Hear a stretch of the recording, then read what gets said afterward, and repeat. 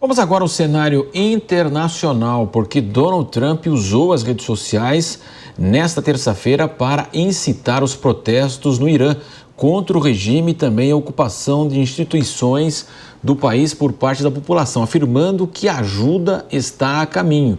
Segundo o presidente dos Estados Unidos, todas as autoridades que ordenaram a morte e também abuso dos manifestantes pagarão um preço alto. Cerca de 2.000 pessoas foram mortas durante as 2 semanas de protestos no Irã, informou uma autoridade do governo, a agência Reuters. O regime dos ayatolás, ele ordenou a repressão com força letal contra os atos e deve executar nesta quarta-feira o primeiro manifestante preso por causa das manifestações contra o regime. Eu quero começar justamente agora, mais uma vez, com o Roberto Mota para fazer essa análise, Mota, e a possibilidade, a gente observou o que aconteceu na Venezuela e que as promessas de Trump, será que ele pode também fazer uma interferência direta lá em solo no Irã, Mota? Eu acho pouco provável, Marcelo. Poder, ele pode. Mas se ele ainda não quis colocar tropas na Venezuela, eu acho pouco provável que ele queira fazer isso no Irã, ainda mais considerando-se a situação geral do país. O que está acontecendo no Irã é um massacre. O Ocidente demorou para acordar para isso. Esse massacre, ele é resultado de uma rebelião que ninguém sabe ainda muito bem como ou por que começou.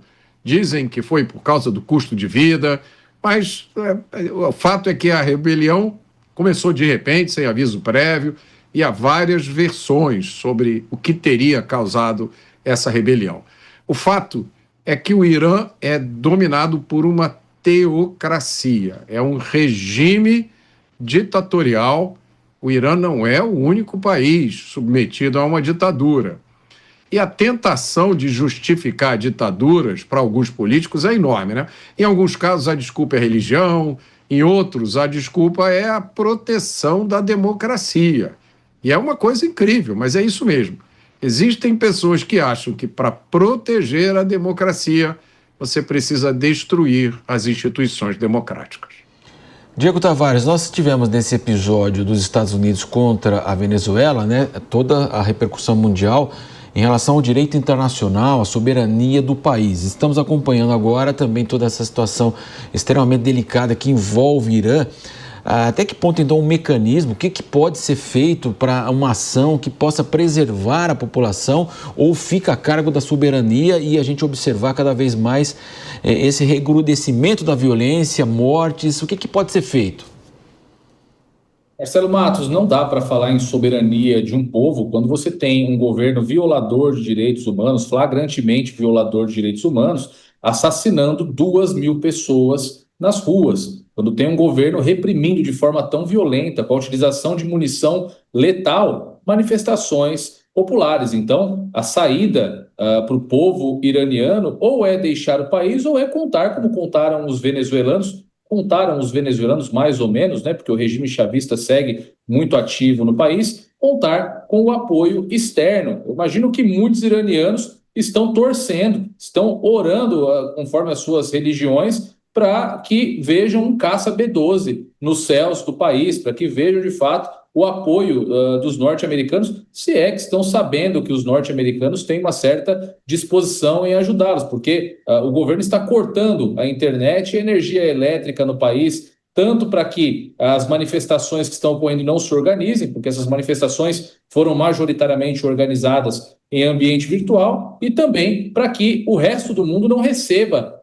de forma concreta as informações sobre os absurdos que estão acontecendo no território do Irã. Donald Trump já provou que ele não que ele não faz jus àquela fama de bravateiro que tentaram atribuir a ele em razão de alguns acontecimentos recentes em relação às tarifas comerciais. Quando o assunto é conflito armado, Trump tem cumprido com exatidão todas as suas promessas. E eu acredito que se ele está dizendo que não descarta uma interferência militar no Irã, nos mesmos moldes, ou até mais grave da que aconteceu na Venezuela, o regime dos ayatolás tem que ficar com as duas orelhas bem em pé, porque ele pode estar chegando ao fim. Trump tem cumprido suas promessas nesse sentido.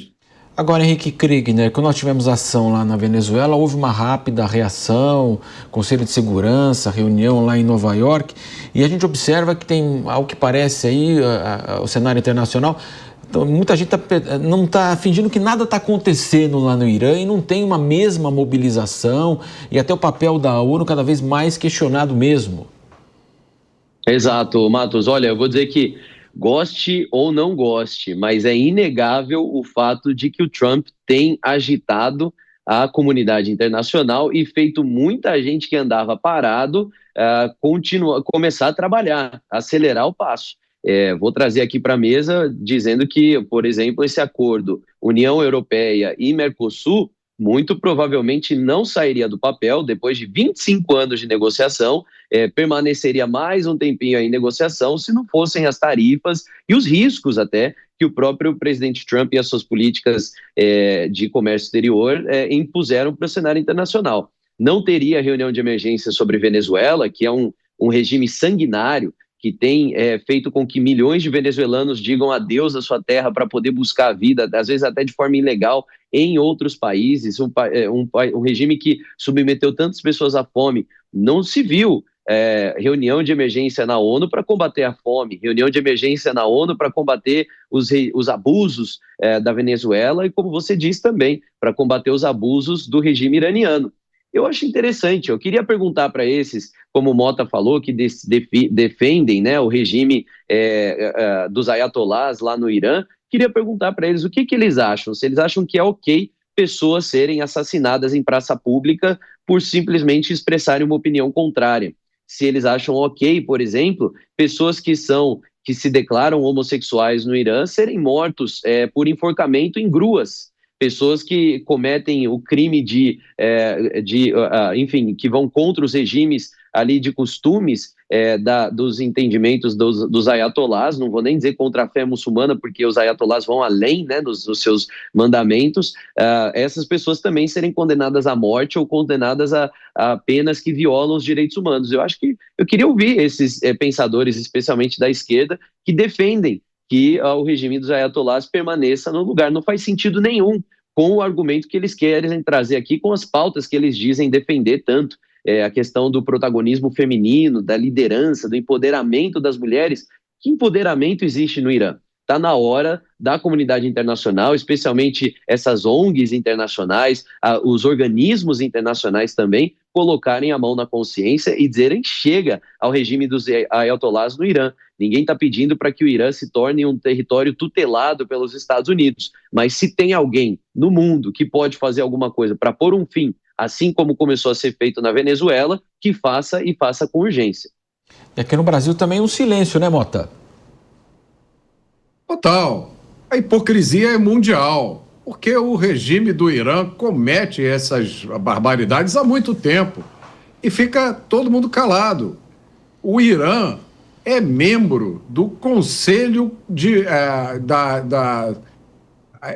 do Comitê dos Direitos Humanos das Nações Unidas. É membro.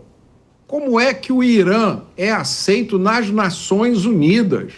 Essa é a pergunta que a gente deveria fazer. O dever de intervir para parar o que acontece no Irã não é dever americano, é dever do mundo inteiro.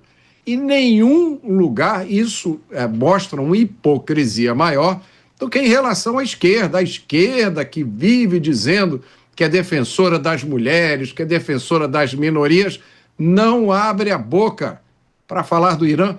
Pior do que isso, os líderes iranianos já foram recebidos aqui no Brasil várias vezes. Qual é a explicação para isso, né? É uma coisa absolutamente inacreditável. Nós vamos fazer um intervalo aqui para o rádio, mas vamos continuar, evidentemente, aqui na discussão dos pingos nos is, esse avanço aí da violência no Irã. Eu quero ouvir agora o Diego Tavares mais uma vez, né, Diego? A gente falava ontem sobre isso. Aqui é como se não tivesse nada acontecendo no Brasil, não tem nada a ver com isso, né, Diego? Exatamente. Pior do que isso, né, Marcelo Matos? É aquele silêncio que acaba transparecendo como prestação de apoio pelo histórico recente. Quando se encontrava no ápice, no ano passado, o conflito entre o Estado de Israel e Irã, conflito também que foi finalizado pelo presidente Donald Trump como operação militar incisiva que destruiu as usinas nucleares iranianas, o Brasil foi congratulado pela embaixada iraniana em razão da declaração de apoio, a declaração de repúdio contra o Estado de Israel, um aliado histórico do Brasil, inclusive um dos únicos países que nos prestou apoio durante eventos trágicos aqui no país, como o desastre de Mariana, o desastre de Brumadinho. Foi o Estado de Israel que veio ao nosso socorro e, quando se encontravam atacados por todos os lados, pelo Irã e também pelos procuradores que atuam em nome do Irã nessa guerra por procuração, o Brasil acabou ficando do lado iraniano. Nosso vice-presidente esteve na posse do atual presidente iraniano, inclusive sentado muito próximo a uma liderança do Hamas. Então, o silêncio brasileiro, nesse sentido, neste momento, acaba transparecendo por esse histórico uma declaração de apoio. E isso tudo no momento em que nós temos também que manter boas relações com os Estados Unidos. É quase que uma corda bamba. O Brasil ainda está sob mira americana. Existem setores da economia brasileira ainda afetados pelo tarifaço. O tarifaço não foi 100% excluído aqui do Brasil. Então é uma situação muito difícil e, de certa forma, faz o Brasil se afastar daquele período em que a neutralidade era que pautava as nossas relações diplomáticas. E aqui é sempre importante fazer uma distinção entre neutralidade e abstenção. A neutralidade te coloca como um mediador de conflitos internacionais, te dá relevância no panorama internacional. A abstenção te coloca na seara da irrelevância. E é isso que o Brasil hoje é, diplomaticamente, infelizmente, um player irrelevante. Não existe aquela história de liderança do Sul global, não existe aquela história do Brasil como um grande ator diplomático no mundo. E esse episódio do Irã, infelizmente, corrobora com isso.